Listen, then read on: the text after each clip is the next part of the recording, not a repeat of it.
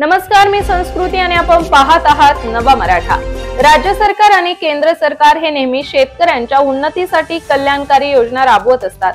मागील काही दिवसात राज्य सरकारने सौर कृषी पंप योजना केली होती।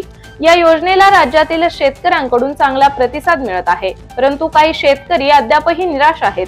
शेतकऱ्यांनी पैसे भरूनही सौर पंपाचा लाभ मिळाला नाही। सौर पंप न मिळाल्यामागचे कारणे काय असतील जाणून घेऊया। सौर कृषी पंप मिळण्यासाठी तुम्हाला प्रथम मागेल त्याला सोलर पंप योजनेच्या www.mahadiscom.in या अधिकृत वेबसाईटला भेट द्यावी लागेल। ही वेबसाईट ओपन केल्यानंतर लाभार्थी सुविधा आणि सेक्शन मध्ये अर्जाची सद्यस्थिती नावाचा ऑप्शन असेल। या ऑप्शनवर क्लिक करा। नंतर अर्जाची स्थिती पाहणी या पर्यायावर क्लिक करा। तुमचा MK ID टाकून सर्च करा। त्यानंतर तुम्हाला तुमच्या अर्जाची सद्यस्थिती दिसेल।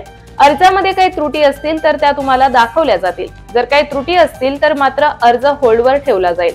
तसेच अर्ज होल्डवर ठेवण्यामागे काही कारणे असू शकतात, जसे की चुकीचा सातबारा, कागदपत्रे अस्पष्ट असणे, बँक डिटेल्स, आधार कार्ड यांसारख्या इतर त्रुटी असू शकतात।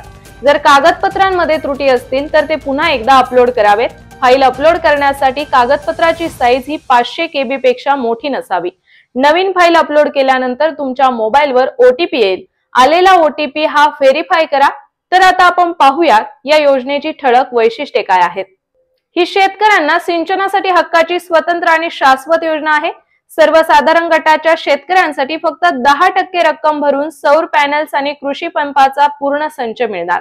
अनुसूचित जाती जमातींच्या शेतकऱ्यांसाठी लाभार्थी हिस्सा 5% असणार। उर्वरित रक्कम केंद्र सरकार आणि राज्य सरकारकडून अनुदान स्वरूपात मिळणार। जमिनीच्या क्षेत्रानुसार 3 ते 7.5 HP चे पंप मिळणार। 5 वर्षांची दुरुस्ती हमी आणि इन्शुरन्ससह लाभ मिळणार। तर अशाच माहितीपूर्ण बातम्यांसाठी चॅनलला सबस्क्राइब नक्की करा।